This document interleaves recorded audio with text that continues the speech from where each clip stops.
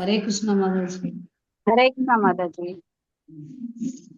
नमः ओम विष्णुपदाय कृष्ण पृष्ठाय भूगले श्रीमदे जयपताक स्वामिनिधि नमने नमो आचार्य पदाय निधाय कृपपदायिने गौरगतदामदाय नगर ग्रामदारिणे नमः ओम विष्णुपदाय कृष्ण पृष्ठाय भूगले श्रीमदे भक्ति वेदांत स्वामिनिधि नमने नमस्ते सारस्वते देवी गौरवाणी प्रचारिणे निर्विशेष शून्यवादी वाचाद्य देशधारिणे जय श्री कृष्ण चैतन्य प्रभु नित्यानंद श्री अद्वैत गदाधर श्रीवासादि गौर भक्त वृंदा हरे कृष्णा कृष्णा कृष्णा हरे हरे हरे राम राम राम हरे हरे. இன்னைக்கு பகவத்கீதையில 12வது அத்தியாயம் பக்தி தொண்டு. அதுல 11வது ஸ்லோகம் பார்க்க போறோம். ஸோ நேத்து வரைக்கும் என்ன பார்த்தோம் அப்படின்னா, ஸ்பான்டேனியஸ் லவ், கண்டவுடன் காதல், அந்த மாதிரி பகவான்கிட்ட நம்ம பக்தி அப்படி பண்ணினா கூட நம்ம என்ன பண்ணணும்னா விதிமுறைப்படி வைதி பக்தி ராகானுக பக்தி பண்ணலைன்னா கூட நாம ஒரு குருவை அணுகி அவரது கட்டளைக்கு ஏற்ப காலையில எந்திரிக்கிறது, தொடர்ந்து நாமம் சொல்லுவது, அவ்வாறாக நாம் உள்ள இருக்கிற நித்திய சித்த கிருஷ்ண பிரேம சப்த ககோகயா அப்படின்னு எல்லோருடைய இதயத்திலும் இருக்கும் கிருஷ்ண உணர்வை தட்டி எழுப்புவதற்காக அவர் என்ன பண்றார், நமக்கு காலையில எந்திரிச்சு விதிமுறைகள், அந்த கண்டிஷன், காலையில நேரத்துல எந்திரிக்கணும், மங்களாரத்தி பண்ணணும், 16 மாலைகள் ஜபம் பண்ணணும், பிரசாதமாக சாப்பிடணும், எப்பொழுதும் பகவத்கீதை பாகவதம் அந்த மாதிரி கேட்டு கேட்டு கேட்டு அந்த கிருஷ்ண உணர்வை தட்டி எழுப்பதன் மூலமாக நாம் தூய்மை அடைந்து பகவானின் பிரேமை நிலைக்கு உயர முடியும். இது படிப்படியாக கிரம முறைப்படி அப்படியே நாம பிரேம நிலைக்கு வரலாம். அடுத்தது அவர் சொல்றார், அப்படி இல்லைன்னா கூட நீ எனக்காக கர்மா, அந்த கிருஷ்ண கர்ம, அப்போ எனக்காக நீ செயல்படு. நீ சம்பாரிச்ச அப்படின்னா பகவானோட கோயில் கட்டுறதுக்காக நீ பணம் கொடுக்கலாம், இல்ல நீ கோயில்ல சேவை செய்யலாம், சோ ஒரு தொழில் பண்ணினா அந்த லாபத்துல ஒரு பகுதியை தரலாம், என்ன உனக்கு திறமை இருக்கோ அதை பகவானுக்காக செய்யலாம், இப்படி சொல்றார். சோ இப்படி வைதி சாதனா பக்தியிலிருந்து கர்ம யோகத்தை சொல்றார், எனக்காக செயல்படு அப்படின்னுட்டு. அடுத்தது 11வது யோகத்துல 11வது ஸ்லோகத்துல என்ன சொல்றாருன்னு பார்க்கலாம்.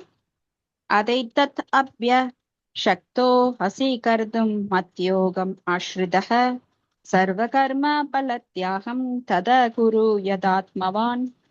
ஆனால் என்னை பற்றிய இத்தகு உணர்விலும் உன்னால் செயலாற்ற முடியாவிடில் உனது செயலின் எல்லா விளைவுகளையும் தியாகம் செய்து ஆத்மாவில் நிலை பெற முயற்சி செய். அதுவும் முடியலனா உன்னோட செயலை எனக்காக தியாகம் செய்ய அப்படிங்கிறார். அப்படியே ஆத்மாவை பத்தி நீ கொஞ்சமாவது கேர் எடுத்துக்கோ அப்படின்னு. பொருளுரை: சமூகம், குடும்பம், மத காரணங்களிலாலோ வேறு சில சிரமங்களாலோ ஒருவன் கிருஷ்ண உணர்வின் செயல்களுக்கு ஆதரவு தரக்கூட இயலாமல் இருக்கலாம். கிருஷ்ண உணர்வின் செயல்களில் அவன் தன்னை நேரடியாக இணைத்துக் கொண்டால் குடும்ப உறுப்பினர்கள் அதற்கு எதிர்ப்பு தெரிவிக்கலாம், அல்லது இதர கஷ்டங்கள் இருக்கலாம். அத்தகு பிரச்சனைகளை உடையவன் தனது செயல்களின் மூலம் சேர்த்து வைத்துள்ள பலன்களை ஏதேனும் நற்காரியங்களுக்காக தியாகம் செய்ய வேண்டும் என அறிவுறுத்தப்படுகிறான். அதற்கான வழிமுறைகள் வேதங்களில் கொடுக்கப்பட்டுள்ளன. ஒருவன் தனது முந்தைய செயல்களின் பலன்களை அர்ப்பணிப்பதற்கு தகுந்த சடங்குகள், யாகங்கள் மற்றும் புண்ணியத்தை கொடுக்கும் சிறப்பு வாய்ந்த நிகழ்ச்சிகளை பற்றிய பல்வேறு விளக்கங்கள் வேதங்களில் உள்ளன. இவ்வாறாக அவன் படிப்படியாக ஞானத்தின் நிலைக்கு உயர்வு பெற முடியும். சோ இந்த மாதிரி மொத்தமா கிருஷ்ண உணர்வுக்கு வரலினா கூட அவங்க ஏன்னா அவங்களுக்கு குடும்பம் அவருக்கு ஆதரவு இல்லாம இருக்கலாம், இல்லைன்னா வேற மதத்துல இருக்கலாம், சமூகம் என்னை அதுக்கு விடல, அந்த மாதிரி எல்லாம். இப்ப அரசியல்வாதிகள் அதெல்லாம் பாத்தீங்கன்னா அவங்களால அவ்வளவு சீக்கிரம் வர முடியாது. ஏன்னா அங்க நாத்திகவாதிகள் அவங்க கூட்டத்துல சேர்ந்தாக்க அவங்க என்ன பண்ணலாம், இந்த மாதிரி வழிமுறைகள். அப்ப அவங்க படிப்படியாக ஞானத்தின் உயர்வுக்கு வர முடியும். அப்ப கிருஷ்ண உணர்வுகளின் செயல்களில் ஆர்வம் இல்லாதவன் கூட தான் பாடுபட்டு சம்பாதித்ததின் பலனை மருத்துவமனைகளுக்கு அல்லது ஏதேனும் சமூக நிறுவனங்களுக்கு தானமாக கொடுப்பதை நம்மால் காண முடிகிறது. இதுவும் இங்கே சிபாரிசு செய்யப்படுகிறது. ஏனெனில் தனது செயல்களின் பலன்களை துறப்பது என்னும் பயிற்சியினால் அவன் தனது மனதை படிப்படியாக தூய்மைப்படுத்திக் கொள்வது உறுதி. மேலும் மனதின் அத்தகைய தூய்மையான நிலையில் அவன் கிருஷ்ண உணர்வினை புரிந்து கொள்ளும் நிலைக்கு வருகிறான். இப்ப நிறைய பேர் கருமிகள் என்ன பண்ணுவாங்கன்னா, நாத்திகவாதிகள் எதுக்கும் தானம் பண்ண மாட்டாங்க. ஒரு புண்ணிய காரியங்களுக்கு மரம் நட்டுறது, சமூக சேவை செய்யறது, படிப்புக்கு உதவுறது, இந்த மாதிரி எதுக்குமே கோயிலுக்குள்ள எதுக்குமே உதவ மாட்டாங்க. அப்ப பகவான் என்ன சொல்றேன்னா, நீ கிருஷ்ண உணர்வுக்கு நீ எனக்காக கொடுக்கலனா பரவாயில்ல, மற்ற இயக்கங்களுக்காவது கொடு, ஏழைகளுக்கு தானம் பண்ணு அப்படின்னு சொல்றார். அப்படி பண்ணும்போது அவன் கொஞ்சம் தூய்மை அடையும் போது அப்ப அந்த கிருஷ்ண உணர்வு ஞானம் அப்படிங்கிற தளத்துக்கு ஏற்றப்படுகிறான். அப்படியே ஏன்னா புண்ணியம் வேணும், சுக்கிருதி இல்லாம அது கிடைக்கவே கிடைக்காது. சாதாரண புண்ணியம் கூட அவனுக்கு இல்லைன்னா எப்படி கிடைக்கும்? சோ மிக உயர்ந்த புண்ணியம் எதுனா பக்தி புண்ணியம். அப்படி பக்தி புண்ணியம் கிடைக்கலனா கூட நீ சாதாரண புண்ணியம் பண்ணு. அதுக்காக ஒரு மனுஷன் வந்து ஒரு திருடனாகவோ ஏமாத்து பேர் வழியாகவோ எப்பவும் தனக்காகவே சாப்பிட்டுட்டு தானே உண்டுட்டு கருமியா இருக்கக்கூடாது. அப்போ கொஞ்சமாவது தூய்மை வேணும், புண்ணியம் இருக்கணும், அவங்ககிட்ட ஒரு புண்ணியவானா இருக்கணும். அப்ப கிருஷ்ண உணர்வு வேறு எந்த அனுபவத்தையும் சார்ந்ததல்ல, மேலும் மனதினை தூய்மைப்படுத்த கிருஷ்ண உணர்வே போதுமானது. இருப்பினும் கிருஷ்ண உணர்வினை ஏற்றுக்கொள்வதில் ஏதேனும் இடையூறுகள் இருப்பின் அவன் தனது செயல்களின் பலன்களை தியாகம் செய்ய முயற்சி செய்யலாம். இதன் அடிப்படையில் சமூக தொண்டு, குலத்தொண்டு, தேசத்தொண்டு, தேசத்திற்கான தியாகம் செய்தல் போன்றவற்றை ஏற்றுக்கொள்ளப்படலாம். அவற்றின் மூலம் ஏதாவது ஒரு நாள் அவன் முழுமுதற் கடவுளுக்கு தூய பக்தி தொண்டு செய்யும் நிலைக்கு வந்தடைய முடியும். பகவத்கீதையில 18.46ல எத பிரவருத்தி பூதானாம், உன்னத காரணத்திற்காக தியாகம் செய்ய விரும்புபவன் கிருஷ்ணரே உன்னத காரணம் என்பதை அறியாமல் இருந்தாலும் தியாக வழிமுறையின் மூலம் படிப்படியாக கிருஷ்ணரே உன்னத காரணம் என்பதை உணரும் நிலைக்கு வந்தடைகிறான் என கூறப்படுவதை நாம பாக்குறோம். சோ பகவானுக்காக செய்யல அப்படின்னா என்ன பண்ணணும்? சரி, உனக்காக செய், உன்னோட ஆத்மாவுக்காக செய். ஒரு நல்ல மனித பிறவியாவது அட்லீஸ்ட் கிடைக்கும். நிறைய சத்திரம் கட்டுறது, அன்னதானம் பண்றது, நிறைய வெள்ளம் அந்த மாதிரி வரும்போது, நிலநடுக்கம், பஞ்சம் அதெல்லாம் வரும்போது தர்மம் பண்றது, இதெல்லாம் சாதாரண தர்மம். அதையாவது பண்ணு அப்படின்றாரு கிருஷ்ணா. எனக்காக பண்ணலைன்னா நீ அந்த சாதாரண புண்ணியத்தையாவது தேடிக்கோ. அதன் மூலமாக அடுத்த பிறவியில உனக்கு ஞானம் என்கின்ற தளத்திற்கு நீ உயர்த்தப்படுவாய். அதன் மூலமாக பக்தி தொண்டுக்கு மேலும் உயர்வாய். இப்படி பிறவிதோறும் கொஞ்சம் கொஞ்சம் படிகளை நீ அடைந்து கடைசியாக ஒரு பிறவில என்கிட்ட வருவாய். அடுத்தது 12வது ஸ்லோகம். ஸ்ரேயோஹி ஞானம் அப்யாசாஜ் ஞானாத் தியானம் விசிஷ்யதே தியானாத் கர்ம பலத் தியாகாத் சாந்திர் அனந்தரம். இப்பயிற்சினை உன்னால் ஏற்றுக்கொள்ள முடியவில்லை என்னால் ஞானத்தை விருத்தி செய்வதில் உன்னை ஈடுபடுத்திக் கொள். சோ முதல்ல என்ன சொல்றார்? ராகானுக பக்தி பத்தி சொல்றார். அப்படி இல்லைன்னா வைதி பக்தி, அப்படி இல்லைன்னா எனக்காக செயல்படு கர்மயோகம், அப்படி இல்லைன்னா நீ வந்து சாதாரண புண்ணியங்களையாவது பண்ணு, அதுவும் இல்லைன்னா ஞானத்தை விருத்தி செய்து கொள் அப்படிங்கிறார். ஞானத்தை விட தியானம் சிறந்தது, மேலும் தியானத்தை விட செயல்களின் பலன்களை தியாகம் செய்தல் சிறந்தது. ஹரே கிருஷ்ணா. சோ தியானத்தை விட பலன்களை தியாகம் செய்தல் சிறந்தது, ஏனெனில் இத்தகு தியாகத்தினால் மன அமைதியை அடைய முடியும். சோ ஞானம் அப்படின்றது, ஞான யோகிகள் என்ன பண்றாங்கன்னா நிறைய ஆராய்ச்சி பண்ணி ஞானத்தை எல்லாம் சேகரிக்காங்க. அதன் மூலமா ஏதோ ஒரு சின்ன பக்தி அவங்களுக்கு கிடைக்குது. அப்போ இதுதான் ஆத்மா, இதுதான் பரமாத்மா அப்படின்னு கடைசியில உணர்றாங்க ஞான யோகிகள் படிப்படியாக. அப்புறம் அதுல சிலர் என்ன பண்றாங்க, சக்சஸ் ஆறவங்க பரமாத்மா என்பதை உணர்ந்து பரமாத்மாவை தியானம் பண்றாங்க. அதை விட என்ன சிறந்தது அப்படின்னா செயல்களின் பலன்களை தியாகம் செய்தல். ஏன்னா செயலின்றி இருக்க முடியாது. சோ கிருஷ்ண பக்தர்கள் அதைத்தான் செய்யறாங்க. நான் வந்து எனக்காக செய்யல, பகவானுக்காக செய்கிறேன் அப்படின்னு கிருஷ்ண பக்தர்கள் அவங்க வந்து பலன்களை தியாகம் பண்றாங்க. சோ பக்தி தொண்டில் இரு வகை இருக்கு. ஒண்ணு ஒழுக்க நெறி கொண்ட வழிமுறை, மற்றொன்று முழுமுதற் கடவுள் மீதான அன்பில் முழுமையாக பற்று கொண்ட வழிமுறை. இதைதான் நாம பார்த்தோம். வைதி பக்தி, ராகானுக பக்தி அப்படின்னு. முதல்ல வர்றது ஒழுக்க நெறிகளை கொண்ட வழிமுறை. இதுல வைதி பக்தியிலேயே முழுமுதற் கடவுள் மீதான அன்பில் முழுமையாக பற்றுதல் கொள்ளுதல், அது எஸ். முதல்ல வைதி பக்தி, அடுத்தது ராகானுக பக்தி, முழுமையாக பற்று கொண்ட வழிமுறை பகவான் மேல. அப்ப கிருஷ்ண உணர்வில் அத்தகு கொள்கைகளை முறையாக பின்பற்ற இயலாதவர்கள் ஞானத்தை விருத்தி செய்வது சிறந்தது. ஏனெனில் ஞானத்தினால் ஒருவன் தனது உண்மை நிலையை புரிந்து கொள்ள முடியும். ஞானம் படிப்படியாக தியானத்தின் நிலைக்கு வழிவகுக்கும். தியானம் மூலம் பரமபுருஷ பகவானை படிப்படியாக புரிந்து கொள்ள முடியும். பக்தி தொண்டில் ஈடுபட முடியாதவர்களுக்கு தன்னையே பரமனாக புரிந்து கொள்ளக்கூடிய தியான வழிமுறைகள் உகந்ததாகும். சோ தன்னையே பரமனாக புரிந்து கொள்ளக்கூடிய தியான வழிமுறை அப்படின்னா அகம் பிரம்மாஸ்மி, நானே கடவுள் அப்படிங்கிற தியான வழிமுறை. சோ பக்தி தொண்டுக்கு வர முடியாதவங்க அதையாவது பண்ணலாம். அத்தகைய தியானத்தையும் அவனால் செய்ய முடியலைன்னா பிராமணர்கள், சத்திரியர்கள், வைசியர்கள், சூத்திரர்கள் என பிரிவுகளின் அடிப்படையில் வேத இலக்கியங்களில் வலியுறுத்தப்பட்டுள்ள கடமைகளை அவன் நிறைவேற்றியாக வேண்டும். அப்படியும் பண்ண முடியலன்னா அவன் அருவ பக்தி, அருவநிலை, இந்த அருவபாதிகள் அந்த இதுக்கு வர முடியலன்னா அடுத்தது என்ன பண்ணலாம்? வர்ணாசிரம முறைகளை பின்பற்றலாம். வர்ண ஆசிரம முறைகளை பின்பற்றி படிப்படியா மேல வரலாம். சோ இக்கடமைகளை பகவத்கீதையில் இறுதி அத்தியாயத்தில் நாம் பார்க்கலாம். ஆனால் எல்லா நிலைகளிலும் ஒருவன் தனது உழைப்பின் பலன்களை தியாகம் செய்தாக வேண்டும். அதாவது தனது கர்மத்தின் பலனை ஏதேனும் நற்காரியத்திற்கு ஈடுபடுத்துதல் அவசியம். உழைப்பின் பலனை தியாகம் செய்யறது அப்படின்னா 100% நானே வச்சுக்கணும், என் குடும்பமே அனுபவிக்கணும், என் குழந்தை, என் பேரன், என் பேத்தி, என் கொள்ளு பேரன், அதுக்காக சேர்த்து வைக்கிறத விட்டுட்டு அவங்க புண்ணிய காரியங்களுக்கு கண்டிப்பாக செலவிட வேண்டும். அப்பதான் சுக்கிருதி கிடைக்கும். ஞானத்தின் பாதையை அதன் மூலமா அடையலாம்.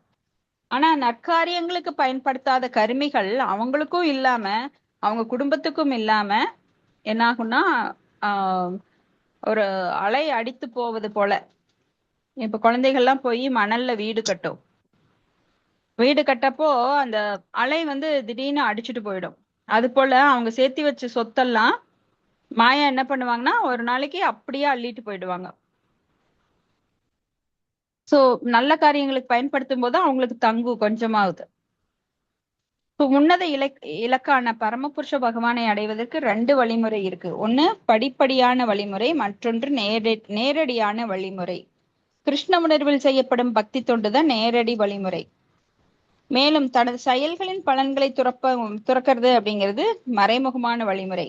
இப்படித்தான் நாம் எல்லாருமே பல புண்ணிய காரியங்களை செய்து படிப்படியாத்தான் வந்திருக்கிறோம். நாமெல்லாம் அந்த கிரம முறைப்படி படிப்படியாக வந்திருக்கிறோம். சோ அத்தகைய மறைமுக வழிமுறையின் மூலம் ஞானத்தின் தளத்திற்கு வர முடியும். பின்னர் தியானத்தின் நிலை, அதன் பின்னர் பரமாத்மாவை உணரும் நிலை, இறுதியில் பரமபுருஷ பகவானை உணரும் நிலை. இப்படி படிப்படியா வர முடியும். இத்தகு படிப்படியான வழிமுறையினையோ நேரடியான வழிமுறையினையோ ஒருவன் ஏற்றுக்கொள்ளலாம். நேரடி வழிமுறை எல்லோருக்கும் சாத்தியமானதல்ல. எனவே மறைமுகமான வழிமுறையும் நன்றே. இருப்பினும் இத்தகு மறைமுகமான வழிமுறை அர்ஜுனனுக்கு சிபாரிசு செய்யப்படவில்லை. ஏனெனில் அர்ஜுனன் ஏற்கனவே பகவானின் அன்பு தொண்டில் நிலை பெற்றுள்ளான். இத்தகு நிலையில் இல்லாதவர்களுக்காகவே மற்ற வழிமுறைகள் உள்ளன. தியானம், ஞானம், தியாகம், ஞானம், தியானம், பிரம்மன் மற்றும் பரமாத்மாவினை உணர்தல் ஆகிய வழிமுறைகள் அவர்களால் பின்பற்றப்பட வேண்டும். தியாகம் பண்றது, தான் சேர்த்து வைத்த சொத்துக்களை பல சமூக சேவைகளுக்கு தியாகம் பண்றது. சோ அதன் மூலமாக அவங்களுக்கு அடுத்த பிறவியிலையோ இல்ல பிறவியின் கடைசியிலயோ அவங்களுக்கு ஞானம் வரும். ஆமா, இந்த சொத்தெல்லாம் நம்மளுக்கு உரியதல்ல, இதெல்லாம் பகவானுக்குரியது அப்படிங்கிற ஞானம் பிறக்கும் போது அப்புறம் அவங்க தியானம் பண்ண தொடங்குவாங்க பகவானை. தியானம்னா என்ன? உட்காந்து கைய காலை மடக்கி வச்சுக்கிட்டு தியானம் பண்றது கிடையாது. சோ செயல் புரிந்து கொண்டே, அவருக்காக செயல் புரிந்து கொண்டே. எப்போ அவரை மெடிடேட் பண்றது. இப்ப நான் கிருஷ்ண பக்தி பண்றவங்க எல்லாம் எப்பவுமே அவரை மெடிடேட் பண்றாங்க. எப்படி? அவரை பற்றி கேட்பதன் மூலமாக, அவரை பற்றி பேசுவதன் மூலமாக, அவர் 16 மாலைகள் சொல்லுவதன் மூலமாக, அவரை பற்றி பாடுவதன் மூலமாக எப்பொழுதுமே அவரை தியானம் செய்து கொண்டே இருக்கிறார்கள். அப்புறம் பிரம்மன் மற்றும் பரமாத்மாவின் நிலையை உணர்தல். பிரம்மேதி பரமாத்மேதி பகவானிதி சப்யதே அப்படின்னு வதந்தி தத்துவம் விதஸ்தத்துவம் அஜானமத்வயம் பிரம்மேதி பரமாத்மேதி பகவானிதி சப்யதே அப்படின்னு உணர்தல். சோ இதெல்லாம் அவங்களால பின்பற்றப்பட வேண்டும். ஆனால் பகவத்கீதையை பொறுத்த வரைக்கும் நேரடியான வழிமுறை தான் வலியுறுத்தப்பட்டிருக்கு. ஏன்னா இந்த காலகட்டத்துல நீங்க படிப்படியா வந்தீங்கன்னா, இது கலியுகம், ரொம்ப களி முத்தி போற ஸ்டேஜ்ல ரொம்ப துன்பங்கள் இருக்கும். அதனாலதான் ஸ்ரீல பிரபுபாதர் இந்த ஜென்மத்திலேயே எல்லாரும் வாழ்க்கையை முடிச்சிருங்க, இந்த மனித வாழ்வை நீங்க இனியும் பிறக்கணும்னு நினைக்காதீங்க, ஆசையெல்லாம் அறுத்து கஷ்டப்பட்டாலும் பரவாயில்ல, இந்த கடைசி ஃபிளைட் போகுது, அதுல நீங்க ஏறிக்கங்க, தொத்திட்டாவது வந்துருங்க. ஏன்னா இந்த கலியுகம் ரொம்ப இன்னும் ரொம்ப கீழ்நிலைக்கு போக போகுது. கலியுகத்துல எல்லா அதர்மங்களும் அதுக்குள்ள இருந்து நம்மளால போராட முடியாது, நல்லவங்களால முடியாது. வேணா ஏமாற்று பேர்வழிகள் அவங்கெல்லாம் வேணா இதுல இருக்கிறதுக்கு ரொம்ப சந்தோஷமா இன்னும் பிறவி எடுக்கலாம்னு நினைப்பாங்க. ஆனா உங்களுக்கு வேண்டாம், பக்தர்களே நீங்க எல்லாம் சீக்கிரம் என் கூட வந்துருங்கன்னு சொல்லி சில பிரபாத் சொல்றாரு. அதனால குருவை ஏற்றுக்கொண்டால் குரு நம்மளை கண்டிப்பா கூட்டிட்டு போற வரைக்கும் நம்மளுக்கு துணை இருப்பார். இன்னும் நான் 2 பிறவி இருந்தா கூட அவர் நம்மளுக்கு துணை இருப்பார். சோ அவர் கூடவே இருப்பார் அப்படின்னா குடலால கிடையாது. அவருக்கு எப்ப வேணா எங்க வேணா போக முடியும், ஆன்மீக உடல் எடுத்து. அந்த மாதிரி பகவான் நம்மளை கூட்டிட்டு போயிடுவார். அப்போ ஒவ்வொருவரும் நேரடியான வழிமுறையை ஏற்று பரமபுருஷ பகவானான கிருஷ்ணரிடம் சரணடையுமாறு அறிவுறுத்தப்படுகின்றனர். இப்ப சில பிரபாதர் சொல்றார், யாரெல்லாம் கிருஷ்ண பக்தி எடுத்துட்டாங்களோ அது நேரடியான எளிமையான வழிமுறை. பகவானை பற்றி பாடுவது, பிரசாதம் உண்பது, ஆடுவது, எப்படின்னா ஈட்டிங், சாண்டிங் அண்ட் டான்சிங். சில பிரபுபாதர் ரொம்ப ஈஸி, இது யாருக்கு கஷ்டம் இருக்கு? அப்ப கதை பேசுறோம், பகவானை பற்றி கதை பேசுறோம், அது கேட்கறதுக்கு என்ன கஷ்டம் இருக்கு? பிரசாதம் சாப்பிடறதுக்கு என்ன கஷ்டம்? கரும்பு என்ன கூலி வேணுமா? எல்லாமே அமிர்தம். நாம கேட்கறதும் சரி, பேசுறதும் சரி, பிரசாதம் சாப்பிடுறதும் அமிர்தம். ஸோ டான்ஸ் பண்றது இயற்கையாகவே நம்ம நல்ல மியூசிக் இருந்தா டான்ஸ் ஆடுவோம். தனியாவது ஆடி பார்த்திருப்பாங்க எல்லாரும். ஆனா இது பகவானுடைய பிரேமையில ஆடுறது அப்படிங்கிறது ஒரு மிக உன்னதமான செயல். பகவானை மகிழ்ச்சிப்படுத்துறது, பகவானை திருப்திப்படுத்துறது தான் நம்மளோட சேவை. சோ இதுல எந்த கஷ்டமே கிடையாது. அப்ப எளிமையான வழிமுறை, நேரடி வழிமுறை. ஆனா நீங்க எந்த யோகத்துக்கு போனாலும் இந்த பக்தி யோகத்தை மிதிச்சுதான் நீங்க பகவான்கிட்ட போகணும். அதுக்கு நேரடியா பக்தி யோகத்தை எடுத்துட்டா என்ன கஷ்டம்? நீங்க கோயம்புத்தூர் போகணும் அப்படின்னா நீங்க சென்னை போய் அப்புறம் மதுரை அப்புறம் திருச்சி அங்கிருந்து ஈரோடு திருப்பூர் அப்புறம்தான் நான் கோயம்புத்தூர் போவேன் அப்படின்னா முட்டாள்தனம். சோ கோயம்புத்தூர் போறதுக்கு திருச்சியில இருந்து நேரடியா பஸ் இருக்கு. ஆனா சென்னை போய் தான் நான் வருவேன் அப்படின்னா நீ சுத்தி அடிச்சு வந்தா உனக்குத்தான் கஷ்டம். பண விரயம், கால விரயம், சோர்வு எல்லாமே இருக்கும். ஆனா நேரடியா வர்றது ரொம்ப எளிமையானது இல்லைங்களா? அது போல கிருஷ்ண பக்தி அப்படிங்கிறது நேரடியான வழிமுறை. நீங்க இந்த ஜென்மத்திலேயே போலாம், ஆனா மற்ற யோகங்களை எடுத்தா சாத்தியமே கிடையாது, இந்த ஜென்மத்துல போகவே முடியாது. ஆனா சிலரெல்லாம் ரொம்ப எளிமையா இருக்கு அதனால இது நிஜமா அப்படிங்கிற கேள்விய வந்துடும். இப்ப டைமண்டை கொண்டு எல்லாருக்கும் கையிலையும் கொடுத்து இந்த வச்சுக்கோங்க அப்படின்னா எல்லாருமே சோதிச்சு பார்ப்பாங்க, நிஜமா அது டைமண்டா அப்படி. சோ அத்தனை எளிமையா சைத்தன்ய மகாபிரபு நம்மளுக்கு சொல்லி கொடுத்துட்டு போயிட்டாரு. ஏன்னா கலியுக மக்கள் பிரயானால் அல்பாயுச சப்பியகலா வஸ்மினுகே ஜனாக மந்தாக சுமந்த மதையோ மந்த பாக்கிகி உபத்திரக அப்படின்னு ஒரு பக்கம் கலியாலும் இன்னொரு பக்கம் மாயினாலும் ரொம்ப கஷ்டப்படுறாங்க. அதனால இவங்களுக்கு கோயில் கட்டுறதோ இல்ல தியானம் பண்றதோ தவம் பண்றதோ இல்ல யாகங்கள் பண்றதோ ரொம்ப கஷ்டம். அதனால இந்த மந்திரத்தின் மூலமாகவே அவங்க வந்துடலாம் அப்படின்னு எளிமையான மந்திரத்தின் மூலமாக நீங்க தொடர்ந்து சொல்லுங்க, எங்கிட்ட வந்துடலாம். இந்த நாமத்தை சொல்வதன் மூலமாகவே உங்க பாவம் எல்லாமே கழிஞ்சிடும். இந்த நாமத்துல எனக்கு இருக்கிற அத்தனை சக்தியும் இந்த நாமத்துக்குள்ள அடங்கி இருக்கு. ஹரே கிருஷ்ணா கிருஷ்ணா கிருஷ்ணா ஹரே ஹரே, ஹரே ராமா ராம ராம ஹரே ஹரே. இந்த மந்திரத்தை தொடர்ந்து சொல்லும் போது நீங்க தூய்மை அடைந்து என்னை வந்தடையலாம். தூய்மை அடைந்தோன்னா என்ன, நம்மளுக்கு ஞானம் அப்படியே கூடவே விருத்தியாயிட்டே வரும். ஞானம் மட்டுமல்ல, நம்மளது தியானமும் பக்குவப்படும். அதன் மூலமாக பகவானை அடையலாம். நாம் அஹாரி பகூதா நிஜ சர்வ சக்தி தத்தார்பித நேமத ஸ்மரணே நா கால ஏதா துருசி தவக்கிரப பகவன் மமாமி துர்தெய்வ மித்ருஷம் ஷாஜனி நானுராக. சோ இந்த நாமம் பகவானுக்கு எத்தனை வலிமை இருக்கோ அத்தனையும் இந்த நாமத்துல உள்ளடங்கி இருக்கு. ஆனா என்னோட துரதிர்ஷ்டம் என்ன அப்படின்னா, நான் இந்த நாமாவை சொல்றதில்ல. சோ நாமம் தொடர்ந்து சொல்றது அப்படிங்கிறது சிலருக்கு தான் வாய்க்கப்படுது. ஏன்னா அந்த நாமால ருச்சி கிடைக்குது. சோ அதுக்கு என்ன ஸ்மரணே நான் காலே எந்த நேரத்துல வேணா 24 மணி நேரத்துல எப்ப வேணா சொல்லலாம். நம்ம மனசு சொல்லிட்டே இருக்கணும், ஹரே கிருஷ்ணா கிருஷ்ண கிருஷ்ண ஹரே ஹரே, ஹரே ராம ராம ராம ஹரே ஹரே, ஹரே கிருஷ்ண கிருஷ்ண கிருஷ்ண ஹரே ஹரே, ஹரே ராம ராம ராம ஹரே ஹரே. சோ இந்த நாம ஜபம் செய்யும் போது அந்த 10 குற்றங்களை தவிர்த்து செய்யணும். இப்ப நாமத்துல ஒரு ருச்சி வரும்போது யாராலையும் நம்ம மனசுல இருந்து அந்த நாமத்தை பிடுங்கவே முடியாது. நம்ம சொத்தை கூட பிடுங்கிடலாம். கோடிக்கணக்கான சொத்துக்கள் ஏமாந்தவங்க எல்லாம் நிறைய பேர் இருக்காங்க. ஆனா நாமத்தை நம்ம கிட்ட இருந்து யாராலும் பிடுங்க முடியாது. ஏன்னா இது ஜடப்பொருள் கிடையாது, ஆன்மீகமானது. சோ நம்மளுக்கு கோடானு கோடி சொத்து இருந்தாலுமே அதெல்லாம் மதிப்பில்லாதது, நிலையற்றது. ஆனா இந்த நாமம் கிடைச்சவங்க கோடீஸ்வரரை விட ரொம்ப கோடீஸ்வரர், அவங்க மில்லியனர். ஏன்னா நாமம் எல்லாருக்கும் கிடைக்கிறது இல்ல. கிடைச்சவங்க அதுக்கு பெருமைப்படணும். சோ அடுத்தது 13, 14 ஸ்லோகங்கள். அத்வேஷ்டா சர்வபூதானாம் மைத்ரகர்ண ஏவச்ச நிர்மமோ நிரஹங்கார சமதுக்க சுகக்ஷமி சந்துஷ்ட சததம் யோகி யதாத்மா திருட நிச்சய மையர்ப்பித மனோ புத்திர் யோமத் பக்த சமே பிரிய. அத்வேஷ்டா அப்படின்னா பொறாமை, பொறாமை இல்லாத. துவேஷ்டம் அப்படின்னா பொறாமை, அத்வேஷ்டா அப்படின்னா பொறாமை இல்லாத.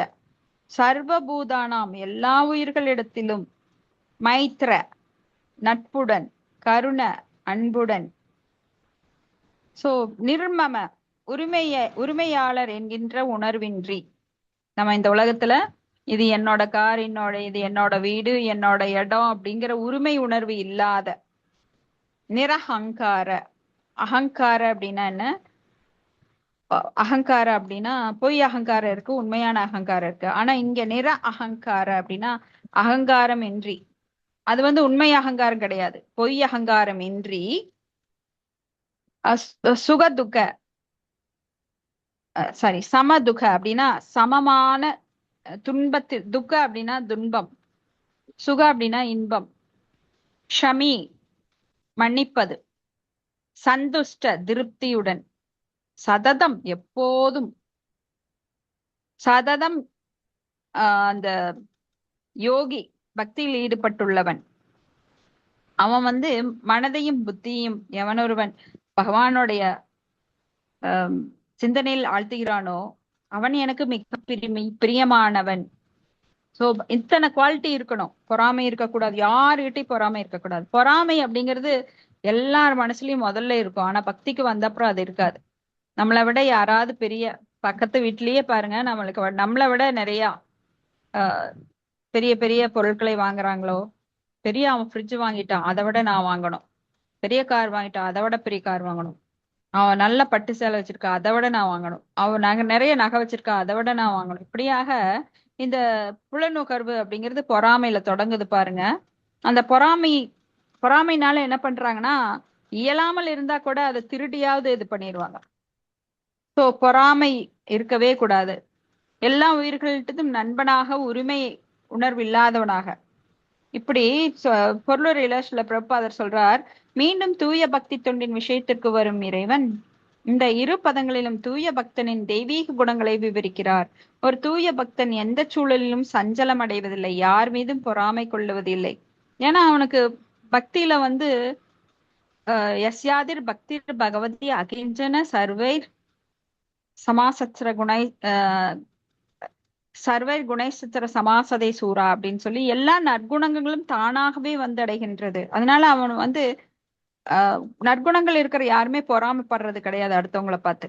ஏன்னா எனக்குரியது தூய பக்தி தொண்டு கிடைக்கிறது எனக்கு ரொம்ப அதிர்ஷ்டம். அத கிடைச்ச அப்புறம் எனக்கு வேற என்ன வேணும்? எதை கொடுத்தாலும் அது கீழே தான். பெற பெற வேண்டிய ஒரு உயர்ந்த பொருளை பெற்ற பின் அவன் வந்து எதுக்குமே கீழ்த்தரமானதுக்கெல்லாம் ஆசைப்படுறது இல்லை ஜட பொருள்களுக்கு. ஏன்னா ஜடம் வந்து நமக்கு நமக்கு மேல இருக்கக்கூடாது. ஜடம் நாம தான் அடக்கி ஆளணுமே தவிர ஜடம் நம்மை அடக்கி ஆளக்கூடாது. இது கவனமா இது பண்ணுங்க. சோ ஜடம் நம்மை அடக்கி ஆளக்கூடாது, நாம் தான் ஜடத்தை அடக்கி ஆளணும். நிறைய பணம் இருக்கிறவன் என்ன பண்ணுவானா, தூங்கவே மாட்டான். அதை யாராவது எடுத்துட்டு போயிடுவாங்களோ, நம்ம கிட்ட இருக்கிற பொருளை யாராவது எடுத்துட்டு போயிருங்களோ. நிறைய பாதுகாப்பு வீட்டுக்கு போடுவான். அவன் ஜன்னலை தொட்டா அப்படியே சங்கு மாதிரி கத்தும். அவங்க காம்பவுண்ட் எட்டி குச்சா கேமரால பாக்கலாம். சோ எத்தனை பாதுகாப்பு! ஏன் அப்படி சம்பாதிக்கணும்? ஏன் அப்படி வீட்டுல வைக்கணும்? ஏன் பயப்படணும்? ஏன் அதுக்கு அவ்வளவு செலவு பண்ணணும்? சோ அவனை பாதுகாத்துக்கிறதுக்காக ரொம்ப போராடுவான்.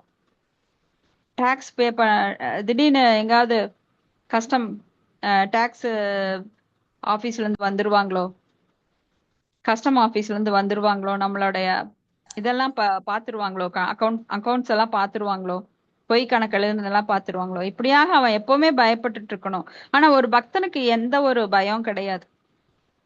ஏன்னா அவன் பக்திக்குள்ள வந்தோடனே யார் மேலயும் பொறாமை இல்லை, எதிரிகள் கிடையாது. சோ துன்பங்கிறது அவனுக்கு கிடையாது. ஏன்னா அவன் எல்லாத்தையும் எதிர்பார்த்துதான் இருக்கிறான்.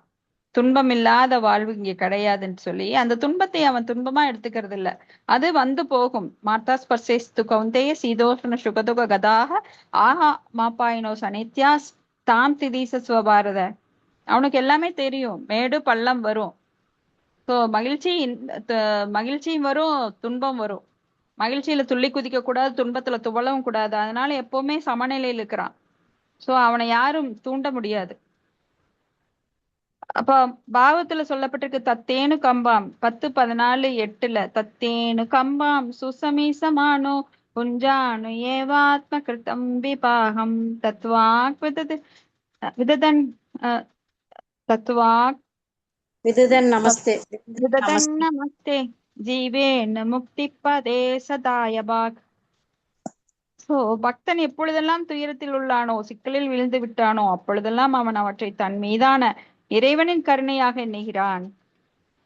சோ துன்பம் வர்றது இறைவனோட கருணைன்னு என்றக்கு யாருக்கு மனசு வரும்? பக்தனுக்கு மட்டும்தான். இதுக்கு உதாரணம் குந்தி மகாராணி. எத்தனை கஷ்டம் வந்தாலும் அது இறைவனுடைய கருணை, இதுவும் கடந்து போகும் அப்படின்னு சொல்லிட்டு அவன் வந்து பகவானை மட்டும் நம்பி முழுசா அந்த பக்தி தொண்டில ஈடுபட்டுட்டே இருக்கிறான். பகவானை வந்து அவன் என்னைக்குமே நொந்துகிட்டது கிடையாது. எனக்கு ஏன் இப்படி பண்ணினேன், எனக்கு மட்டும் ஏன் இந்த உலகத்துல குறை, நான் என்ன பாவம் பண்ணினேன், இப்படி எல்லாம் பக்தன் என்னைக்கும் பேச மாட்டான். இப்ப நான் தற்போது துன்பப்படுவதை காட்டிலும் பன்மடங்கு அதிகமாக துன்பத்தை கொடுக்க வல்ல எனது முந்தைய பாவ விளைவுகளுக்கு நன்றி. நான் அனுபவிக்க வேண்டிய தண்டனை அனைத்தையும் நான் அடையாமல் இருப்பதற்கு முழுமுதற் கடவுளின் கருணையே காரணம் அப்படின்னு நினைப்பான். ஏன்னா நான் ரொம்ப பாவம் பண்ணியிருக்கேன், ஆனா பகவான் வந்து எனக்கு கொஞ்சமா தண்டனை பண்ணி கொடுத்திருக்காரு. என் பக்தனோட புரிதல் இதுதான். என்னைக்குமே ஒரு பக்தன் தனக்கு துன்பம் வந்தா ஐயோ வந்துருச்சேன்னு சொல்றதே இல்லை. பரிசுத்த மகாராஜா அவருக்கு வந்து அந்த பிராமணன் சாபம் கொடுத்தான். ஆனா பரிதேஷ் மகாராஜா என்ன நினைச்சாருன்னா, இவன் கொடுத்த சாபம் இவனால கிடையாது, இறைவனால் அவன் மூலமாக கொடுக்கப்பட்டது. ஏன்னா இறைவனை அடைய வேண்டும் என்பது அவரது விருப்பம். அதுக்காக ஒரு வாரம் டைம் கொடுத்திருக்காரு. நான் சீக்கிரம் ஓடி போய் என்னென்ன பண்ணணும் அப்படின்னு சொல்லி எல்லா உடைமைகளையும் திறந்த ஒரு கோமணத்தை மட்டும் கட்டிக்கிட்டு காட்டுக்கு போனார். எல்லா முனிவர்களையும் சந்தித்தார். எப்படி என்ன பண்ணணும் சீக்கிரம் சொல்லுங்க, ஒரு வாரம் தான் இருக்கு அப்படின்னு சொல்லி பகவானே அனுப்பிச்சு வச்சார். சுகதேவ கோஸ்வாமி இடையில மீட் பண்றாரு. அப்புறம் பாகவதம் பேச ஆரம்பிக்கிறாங்க. ஒரு வாரம் அவருக்கு போனதே தெரியல பாகவதத்துல. இது அத்தனையும் தூங்கவே இல்லை. அவர் தூங்க கிடையாது, சாப்பிட கிடையாது, அவர் தண்ணீர் அருந்த கிடையாது. இரவு பகல் எல்லாமே அவருக்கு பகவானை பற்றிய சிந்தனையிலேயே ஒரு வாரம் முழுசா அதே ஈடுபட்டார். பாகவதம் கேட்டு கேட்டு கேட்டு பியூரிஃபை ஆகி ஜடக்கலங்கங்கள் அத்தனையும் அவர்கிட்ட முதல்லயே கிடையாது. ஏன்னா அவர் பக்தன் தான், தூய பக்தன். ஆனாலும் கொஞ்சம் நஞ்சம் ஒட்டி இருந்தா கூட அது அத்தனையும் தொடச்செறிஞ்சிட்டார். ஆசை, காம, குரோத, லோப, மோகம், மத, மாச்சரிய ஏதாவது சின்னதா அவர்கிட்ட தூசு மாதிரி ஒட்டி இருந்தா கூட அத்தனையும் தொடச்செறிஞ்சிட்டு அவர் அப்படியே பகவான்கிட்ட போய் சேர்ந்துட்டார் ஜம்முன்னு. நாமெல்லாம் 7 நாட்கள்ல மரணம் வருது, உன்னை ஒரு பாம்பு கொத்த போகுது அப்படின்னு சொன்னா ஒரு சின்ன சத்தம் கேட்டா பாம்பு வந்துருச்சான்னு கீழே குனிஞ்சு பார்ப்போம். உட்கார்ந்து இருக்கிற சேர் மேல உட்கார்ந்து குனிஞ்சு குனிஞ்சு பார்ப்போம். அந்த பக்கம் இந்த பக்கம் பார்ப்போம். ஒரு சின்ன அசைவு வந்தா கூட பாம்பு வந்துருச்சுன்னு நினைச்சு அதுலயே பயத்திலேயே செத்துருவோம். அது 7 நாள் இல்ல, 2 நாள்ல 3 நாள் அதையே நினைச்சு நினைச்சு செத்துருவோம். அப்புறம் ஓடி போய் எந்த சொத்தை எங்க எழுதி வைக்கலாம் அப்படின்னு எல்லாம் அந்த ஜட ரீதியா செட்டில்மெண்ட் பண்ண ஆரம்பிச்சிருவோம். ஆனா இங்க பரிசுத்த மகாராஜா எதை பத்தியும் கவலைப்படல. சோ தூய பக்தர்கள் மரணத்தை பற்றி கவலைப்படுவதில்லை. ஏன்னா மரணம் என்பது அவங்க உடல்ல இருந்து விடுவிக்கக்கூடிய பெரும் நன்மையான செயல். அவங்க இந்த துன்பகரமான உடலை எப்ப விடுக்கலான்னு தான் காத்திருப்பாங்களே உடலை, இந்த உடலுக்குள்ள எப்படி மறுபடி குடியிருக்கலாம், 9 வாயில் கொண்ட குடிலில அடைஞ்சு கிடக்கலான்னு எந்த பக்தனும் விரும்புறதில்லை. இந்த செகண்ட் வந்தாலும் அவனுக்கு ரொம்ப சந்தோஷம்தான். ஏன்னா அவனுக்கு பற்றுதல் கிடையாது. பற்று அறுத்து அறுத்து அறுத்து அவன் எதையும் துறக்க தயாரா இருக்கான். ஜட ரீதியா அவனுக்கு எந்த ஒரு பற்றும் கிடையாது. அப்போ எனக்கு வர வேண்டிய பாவ விளைவு மலை போல இருக்கு, அத கடுகு போல நம்மளுக்கு கொடுக்குறாரு பகவான்.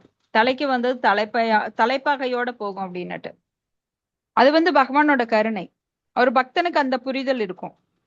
எனவே பல்வேறு துன்பமுக்க சூழ்நிலையிலும் பக்தன் அமைதியாகவும் பொறுமையாகவும் இருக்கிறான். சோ அவன் துன்பமான சூழ்நிலை, கோபம் வந்தா கூட அங்க அமைதியா இருக்கிறான். சோ கோபம் வர்றதுனால எந்த ஒரு பிரச்சனையும் தீர்றதில்லை. கோபத்தினால அதிகமாக பிரச்சனையை நாமளே பலூனை ஊதி ஊதி ஊதி வெடிக்க செய்யறோம். சோ எந்த ஒரு சூழ்நிலையிலும் அடுத்தவர்களால் அவன் தூண்டப்பட்டாலும் கூட அவன் பொறுமை இழப்பதில்லை, கோவப்படுறது கிடையாது. ஏன்னா கோபத்தினால அது பல மடங்கு அதிகமாகும்னு அவனுக்கு தெரியும். உண்மையிலேயே நீங்க கோவப்படும் போது அந்த செகண்ட் நீங்க வார்த்தை விடாம இல்ல உங்களை நீங்களே மனதையும் உடலையும் அமைதியா வச்சுக்கிட்டீங்கன்னா அந்த பிரச்சனை தானா போயிடும். ஆனா அந்த நேரத்துல நாம ரியாக்ட் பண்றோம் பாருங்க, எதிர் விளைவு செயல்கள் நம்ம மீண்டும் மீண்டும் தாக்கி கொண்டே இருக்குது. அதனாலதான் இந்த பூமியில அப்படியே தொடர்ந்து வாழ்ந்துட்டே இருக்கிறோம் ஏதாவது ஒரு ரூபத்துல. செயல் எதிர்ச்செயல், செயல் எதிர்ச்செயல், செயல் எதிர்ச்செயல், அதன் விளைவுகள் அதை அனுபவிக்கிறது. இதுதான் நம்மளுடைய தொடர் பிறப்பு இறப்புக்கு காரணம். பல்வேறு துன்பமிக்க சூழ்நிலையிலும் பக்தன் அமைதியாகவும் பொறுமையாகவும் இருக்கிறான். மேலும் பக்தனானவன் தனது எதிரி உட்பட அனைவரிடமும் எப்போதும் அன்புடையவனாக இருக்கிறான். சோ யாராவது தெரியாம செஞ்சிருந்தா கூட அவங்க ஒரு கருவி. இப்போ நம்ம கார்ல போயிட்டு ஒரு மரத்து மேல மோதுறோம். அதுக்கு காரணம் மரம் அப்படின்னு சொல்லிட்டு நீங்க எடுத்து ஒரு சாட்டையோ இல்ல ஒரு செப்பலோ எடுத்து ஏய் நீ தானே என்னை இடிச்ச, என் காரை இடிச்சான்னு நம்ம அடிச்சுட்டு உட்காந்துட்டு இருப்போமா? இல்ல போறோம் ஒரு கல்லுக்கு நம்ம காலில் தட்டுது, நெகம் பேந்து அப்படியே வலி, நல்ல வலி, உடனே ஒரு குச்சி எடுத்து கல்லை நீ தானே என் நெகத்தை பேத்து விட்ட, எனக்கு பாரு எப்படி வலிக்குது, நான் அடிச்சுட்டே இருப்போமா? அதை உட்காந்து அடிச்சுட்டே இருப்போமா? ஒரு மூடன் தான் பண்ணுவான். அத புத்திசாலி அந்த மாதிரி பண்ண மாட்டான். அது போலத்தான் நமக்கு யாராவது எதிரிகள் அப்படின்னா அவங்க எந்த செயல் செய்தாங்களோ அது அவர்கள் ஒரு கருவியாகத்தான். எய்தவன் இருக்க அம்பை நோவது ஏன்? நாம செஞ்ச பாவ விளைவுகளுக்கு அவன் ஒரு கருவியா அங்க வர்றான். என்னோட பாவத்தை கழிக்கிறதுக்கு நீ ஒரு கருவியா பயன்படுறையே அப்படின்னு நினைச்சா அவன் மேல அனுதாபப்படணும். அல்லைன்னா சரி என்னோட பாவத்தை கழிக்கிறதுக்கு நீ வந்திருக்கிறையே உனக்கு நன்றி அப்படின்னு சொல்லணும். அதை விட்டுட்டு அவன் கூட மறுபடியும் பகை வச்சுக்கிட்டு செயல் எதிர்ச்செயல் எதிர்ச்செயல்னு சிக்கிக்க கூடாது. அந்த வலையில மாட்டிக்க கூடாது. அதுதான் நம்மளுடைய அஹ், அந்த கர்ம வினை, அந்த சுழற்சி. அதுல சுழற்சி வந்துட்டே இருக்கும். நீங்க யாராவது எதிரிகளா நினைச்சு அவங்க கிட்ட நீங்க ரியாக்ட் பண்ணிட்டே இருந்தீங்கன்னா அந்த ரியாக்ஷன் ஆக்ஷனா மாறும். அப்புறம் நீங்க அத பாவம் புண்ணியம் பாவம் புண்ணியம் இப்படியே அனுபவிச்சுட்டே இருக்கணும். அப்ப நிர்மம அப்படின்னா உடலை சார்ந்த வலிகளும் துன்பங்களும் பக்தன் அதிக முக்கியத்துவம் கொடுக்கறது கிடையாது. உடல் சார்ந்த சிந்தனைகள் இருக்காதனால வலிகளுக்கும் துன்பங்களுக்கும் அவன் வந்து அதிக முக்கியத்துவம் கொடுக்கறது இல்லை. இதுக்கு உதாரணம் நம்ம குரு மகராஜ். உடல் சார்ந்த துன்பத்திற்கு அவர் முக்கியத்துவம் கொடுக்கறதே இல்லை. அவர் வந்து எந்த நிலையிலும் அவர் பாருங்க ஐசி யூனிட்ல அவரோட கிளிக்கர் அடிச்சுட்டே இருக்கும். கிளிக் கிளிக் கிளிக்னு அவர் நாமத்தை சொல்லிட்டே இருக்காரு. ஆனா உடல் பற்றிய சிந்தனை வந்தது அப்படின்னா நம்மளுக்கு வலி அதிகமாகும், வேதனை அதிகமாகும். சோ அதுக்கு முக்கியத்துவம் கொடுக்கறது இல்லை. ஏன்னா தான் இந்த ஜட உடல் அல்ல என்பதை அவன் பக்குவமாக அறிந்துள்ளான். பக்தன் தன்னை உடலுடன் அடையாளம் கொள்ளாத காரணத்தினால் அவன் அகங்காரத்திலிருந்து விடுபட்டு இன்ப துன்பத்தில் சமநிலையுடன் உள்ளான். சகிப்புத்தன்மையுள்ள அவன் முழுமுதற் கடவுளின் கருணையினால் என்ன வருகிறதோ அதை கொண்டு திருப்தி அடைகிறான். பெரும் சிரமத்துடன் அடையப்படும் பொருளுக்காக அவன் முயற்சி செய்வதில்லை. சோ பெரும் சிரமத்துடன் அடையப்படும் பொருளுக்காக. சோ இந்த பௌதீக உலகுல பெரும் பொருள் அப்படின்னுகிட்டு புகழ் சேர்க்கறாங்க. இது சூட்சுமமாக புகழுக்கு ஏங்குவாங்க. அரசியல்வாதிகள் பொருளுக்கு ஏங்குவாங்க. ரொம்ப சிரமப்பட்டு பொருள் சேர்ப்பாங்க. அடுத்த பீரியட் வந்ததுன்னா ஆப்போசிட் பார்ட்டி என்ன பண்ணுவாங்க, அவனை தூக்கி ஜெயில உட்கார வைப்பாங்க. நீ வந்து நிறைய திருடி இருக்க, நிறைய கமிஷன் வாங்கியிருக்க, நிறைய லாபம் எடுத்திருக்க, இந்த இந்த பொருள் வாங்கினப்போ நீ வந்து நிறைய டெண்டர்ல நீ பொய்யான இது கோட் பண்ணிருக்க அப்படின்னு சொல்லி அவனை ஜெயில போடுவாங்க. ஆனா பக்தன் அதுக்கெல்லாம் முயற்சி பண்றது இல்ல. பெரிய அரசியல்வாதியாகி புகழ் பெற வேண்டும் அப்படின்னு எல்லாம் அவன் அதுக்கும் ஆசைப்படுறது இல்ல. அந்த பொருளுக்காக பெரும் சிரமப்பட்டு பொருளை அடையவும் ஆசைப்படுறது இல்ல. எனவே எப்போதும் மகிழ்ச்சியாக உள்ளான். ஸோ மகிழ்ச்சி எங்கேயும் தேடுறவங்களுக்கெல்லாம் இது உண்மை. சில பிரபுபாதர் சொல்றாரு, நீ அது ரொம்ப ஆசைப்படாத, ஆசையே துன்பத்திற்கு காரணம், புத்தர் சொல்லிட்டு போயிருக்காரு. அப்போ ஆன்மீக குருவிடமிருந்து பெறப்பட்ட அறிவுரைகளில் நிலை பெற்றிருப்பதால் அவன் பரிபூர்ணமான யோகி ஆவான். மேலும் அவனது புலன்கள் கட்டுப்படுத்தப்பட்டிருப்பதால் அவன் உறுதியுடன் உள்ளான். பக்தி தொண்டில் நிலைத்த உறுதியிலிருந்து அவனை யாரும் விளக்க முடியாது என்பதால் தவறான வாதங்களால் அவன் அடித்துச் செல்லப்படுவதில்லை.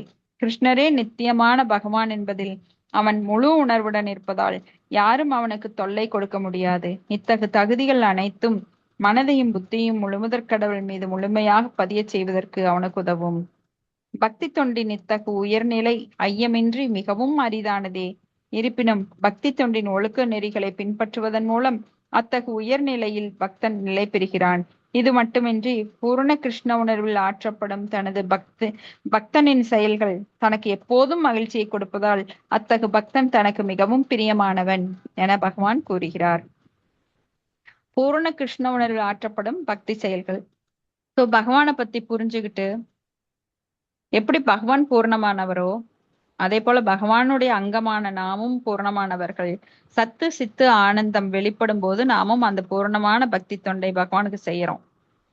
அப்போ பகவான் வந்து அதை கண்டு மகிழ்ச்சி அடைகிறார். சோ நாம செய்யற பக்தி தொண்டுக்கும் பூர்ணமான நிலையில் இருப்பவர்கள் செய்யற பக்தி தொண்டுக்கும் ரொம்ப வித்தியாசம் இருக்கும். ஏன்னா இப்போ நாம வந்து பிரசாதமா சாப்பிட்றோம் அப்படின்னா தூய பக்தர்கள் என்ன பண்ணுவாங்க, பகவானுக்கு அது பிடிக்கும் அதனால செய்வாங்க. நாம செஞ்சது போய் பகவானுக்கு நைவேத்தியம் பண்ணுவோம். எனக்கு பிடிக்கும் அதனால செஞ்ச பகவானுக்கு நைவேத்தியம் பண்ணி அப்புறம் நான் சாப்பிட்றேன். சோ ரெண்டுக்கும் பெருத்த வித்தியாசம் இருக்கு. சோ அங்க வந்து முழுமை உணர முடியும். நாம பகவானுக்கு பிடிக்கின்றதுனால அவருக்கு செஞ்சு எனக்கு பிடிக்கானாட்டா கூட அது பிரசாதம், அதை நான் சாப்பிடுவேன். பிடிக்கும் பிடிக்காது அந்த இருமைகளே இருக்காது அவங்கிட்ட. சோ பகவானுக்கு செய்யறத அவன் எப்படி இருந்தாலும் சாப்பிட்டுக்குவான், கஞ்சியா இருந்தாலும் சரி. ஆனா இது பிடிக்காது அதனால நான் பகவானுக்கு அதை படைக்க மாட்டேன், அதனால நான் சாப்பிட மாட்டேன். எனக்கு பிடிச்சது செஞ்சு பகவானுக்கு படைச்சு அப்புறம் நான் சாப்பிடுறேன் அப்படிங்கறதெல்லாம் அது செகண்டரி. பிரைமரி என்னன்னா முழுமை. பகவானுக்கு என்ன பிடிக்குமோ, பகவானுக்கு எப்படி அவருக்கு மகிழ்ச்சி அளிக்குமோ, அனுகூல்யச சங்கல்ப அவருக்கு அனுகூலமாக எல்லாம் இருக்கிறது. ஸோ இதோட முடிச்சுக்கலாம். என்ன ஒரு ஸ்லோகம் பார்க்கலாங்களா? 15 முடிச்சிருங்க மாதாஜி, 15 முடிச்சிருங்க. ஓகேங்க. 15வது ஸ்லோகம் 12வது அத்தியாயத்துல 15. யஸ்மான் நோத்விஜதே லோகோ லோகான் நோத்விஜதே ச யஹ ஹர்ஷாமர்ஷ பயோத்வேகைர் முக்தோ யச ச மே பிரியஹ. யாருக்கு தொல்லை கொடுக்காமல், யாராலும் தொந்தரவு செய்யப்படாமல், இன்பம் துன்பம் பயம் மற்றும் ஏக்கத்தின் சமநிலையுடன் எவனொருவன் இருக்கிறானோ அவன் எனக்கு பிரியமானவன். ஸோ பகவானுக்கு பிரியமானவர்கள் யார் அப்படின்னா, யாருக்கும் தொல்லை கொடுக்காமல். நிறைய பேரு பக்தி தொண்டுக்குள்ள வந்தாலும் கூட அவங்க வந்து மத்தியம பக்தர்கள். அவங்க வந்து மத்தவங்களை பத்தி, மத்த பக்தர்களை பற்றி புறம் பேசுறது, அதுல அதுல ஒரு இன்பம். சோ யாருக்கும் அவங்க தொல்லை மறைமுகமாவும் கொடுக்க மாட்டாங்க, நேரடியாவும் கொடுக்க மாட்டாங்க. யாருக்கும் தொல்லை கொடுக்காமல், யாராலும் தொந்தரவு செய்யப்படாமல்.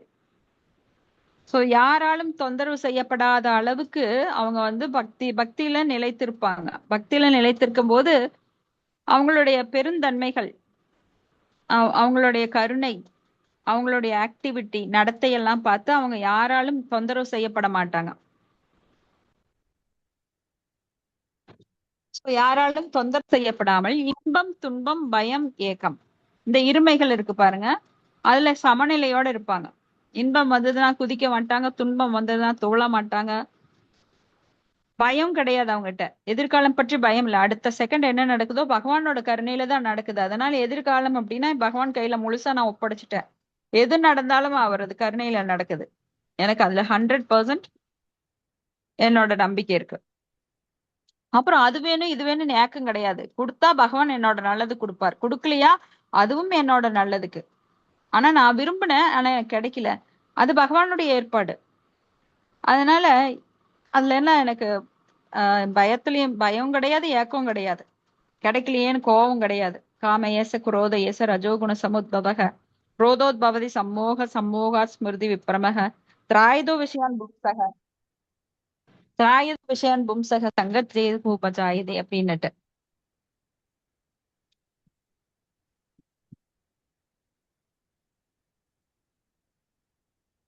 சோ இந்த மாதிரி பக்தனின் குணங்கள் மேலும் இங்க சொல்லப்படுது. அந்த பக்தனால யாருக்குமே கஷ்டமோ ஏக்கமோ பயமோ அல்லது அதிருப்தியோ உள்ளாவதில்லை. பக்தன் எல்லோரிடமும் அன்புடையவன் என்பதால் பிறரை கவலைக்கு உள்ளாக்கும் விதத்தில். ஒரே நிமிஷம்.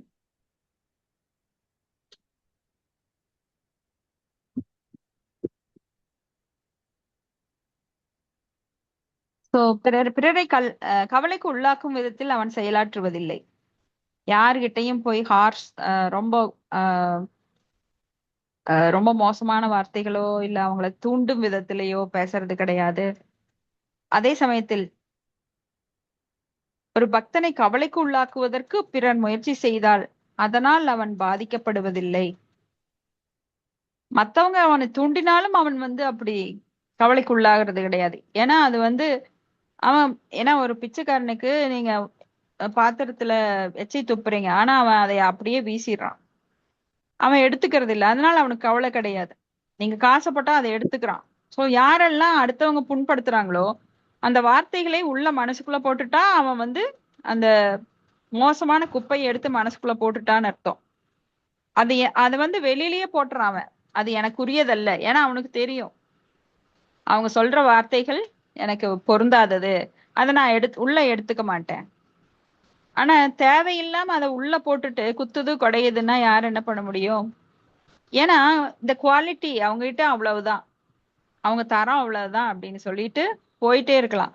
ஆனா அவங்க தரத்துக்கு இணையா கீழே இறங்கி வந்து அதை எடுத்து உங்க உள்ளத்துக்குள்ள அந்த குப்பையை எடுத்து போட்டுட்டீங்கன்னா, குப்பை போட்டா என்ன பண்ணும், அது நாளாக நாளாக நாற்றம் அதிகமா வரும். சோ அதை முகர்ந்து பாக்குறவங்களுக்கு துர்நாற்றம் தான் வரும். ஆனா குப்பையை வெளியிலேயே போட்டுட்டீங்கன்னா மனசுல உள்வாங்காம அது உங்களுக்கு நல்லதையே செய்யும். ஏன்னா குப்பை உங்க உள்ளத்துல இல்ல. அவங்க உள்ளத்துல குப்பை இருந்தா நீங்க அதுக்காக நீங்க ஃபீல் பண்ண வேண்டிய அவசியம் இல்ல. அதை சரி பண்றதுக்கு பகவான் ஏதாவது ஏற்பாடு பண்ணுவார். அப்போ நீங்க வந்து அந்த குப்பையை அவங்க கிட்ட இருந்து அகற்ற வேண்டிய ஒரு சந்தர்ப்பம் நீங்க வந்து அவங்க கிட்ட ட்ரை பண்ணலாம். பகவானோட நாமம் சொல்லுங்க அப்படின்னு. ஏன்னா உங்ககிட்ட அவங்க பொறாமையோட இருக்கும்போது அவங்க மோசமான வார்த்தைகள் பேசும்போது நீங்க கொஞ்ச நாள் அதை விட்டுறணும். அவங்க நல்ல புரிஞ்சுக்கிட்டு உங்களை புரிஞ்சுக்கிட்டு கிட்ட அப்ரோச் பண்ணும்போது அவங்களுக்கு நீங்க நாமத்தை சொல்லி அவங்கள தெளிவுபடுத்தலாம். அவங்களோட குப்பையும் சேர்ந்து நீங்க சரி பண்ணலாம். அதை விட்டுட்டு அவங்க குப்பையை எடுத்து உங்க மனசுக்குள்ள போட்டு உங்க மனசை நீங்க வந்து அசிங்கம் பண்ணக்கூடாது. நீங்க ஒண்ணும் குப்பை டப்பா கிடையாது அதையெல்லாம் எடுத்து உள்ள போட்டுக்கிறதுக்கு. நீங்க பகவான் உள்ளத்துல குடியிருக்கிறார். பகவான் உள்ளத்துல குடியிருக்கும் போது அத்தகைய பேச்சுக்கே இடம் இல்லை. அதை எடுத்து உங்க உள்ளத்துல போட்டீங்கன்னா பகவான் மேல போடுற மாதிரி. அப்ப பகவான் அந்த இடத்துல குப்பை இருக்கிற இடத்துல பகவான் இருக்க மாட்டார். தூய்மை இருக்கிற இடத்துலதான் பகவான் இருப்பார். நம்ம உள்ளத்தை எப்போதும் தூய்மையாக வைத்துக் கொண்டால் பகவான் அங்கு குடியிருப்பார். இப்ப பகவானின் கருணையினால் வெளித்தொல்லைகள் எதனாலும் பாதிக்கப்படாதவாறு பக்தன் பயிற்சி பெற்றுள்ளான்.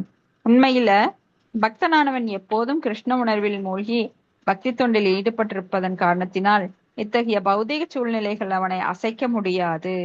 ஜடவாழ்வில் இருப்பவன் பொதுவாக தனது புலனுகர்ச்சிக்கும் உடலுக்கும் ஏதேனும் ஒன்று கிடைத்தால் மிகவும் மகிழ்ச்சி அடைவான். ஆனால் தன்னிடம் இல்லாத ஒன்றை மற்றவர்கள் தங்கள் புலனுகர்ச்சிக்காக வைத்திருப்பதை பார்க்கும்போது வருத்தப்படும் அவன் பொறாமை கொள்கிறான். ஏதேனும் எதிரிடமிருந்து தான் பழிவாங்கப்பட போவதை எதிர்பார்க்கும் போது அவன் பயந்த நிலையில் இருக்கிறான். மேலும் எதையேனும் அவனால் வெற்றிகரமாக நடத்த முடியாவிட்டால் மிகவும் சோர்வடைந்து விடுவான். ஆனால் எப்போதும் இத்தகைய தொந்தரவுக்கு அப்பாற்பட்டு விளங்கும் பக்தன் கிருஷ்ணருக்கு மிகவும் பிரியமானவன். எவ்வளவு அழகா ஸ்ரீல பிரபுபாதர் விளக்கி சொல்லியிருக்கார். சோ யார்கிட்டயாவது ஏதாவது பெருசா நாம விரும்புற ஒண்ணு அவங்களுக்கு இருக்கு அப்படின்னா உடனே பொறாமை வந்துடும். சோ அந்த பொறாமை அப்படிங்கிற தீ அவனையே சுட்டெரிக்கும். அடுத்தவங்களை பாதிக்கிறத விட நம்மளை பாதிக்கும் முதல்ல. அதை புரிஞ்சு யார் மேலையும் ஒரு பக்தன் வந்து பொறாமை கொள்ளுவது இல்லை. அதனால அவன் உள்ளம் எப்போதுமே சுத்தமா இருக்கு. சோ சுத்தமான இடத்துல பகவான் குடிகொண்டிருப்பார். கிருஷ்ண சூரிய சம மாயாக அந்தகார யாக்கான் கிருஷ்ணன் தாக்கான்னாகி மாயார அதிகார. அப்போ சூரியன் இருக்கும் இடத்துல இருட்டுக்கே இடம் கிடையாது. அப்போ பகவான் இருக்கிற இடத்துல எந்த ஒரு கெட்ட சிந்தனைகளோ அழுக்குக்கோ அங்க இதயத்துல இடமே கிடையாது. இருட்டு என்பது மாயைக்கு ஒப்பிடப்படுகிறது. சூரியன் என்பது பகவானுக்கு ஒப்பிடப்படுகிறது. சோ பகவான் இருக்கிற இடத்துல அந்த மாயை அப்படிங்கிற அசுத்தம் அசுத்தமான சிந்தனைகள் போட்டி பொறாமை கோபம் காமம் அதெல்லாம் எதுவுமே கிடையாது. ஹரே கிருஷ்ணா. இதோட முடிச்சுக்கலாம். உங்களது கருத்துக்கள் எல்லாம் சந்தேகம் இருந்தா பார்க்கலாம்.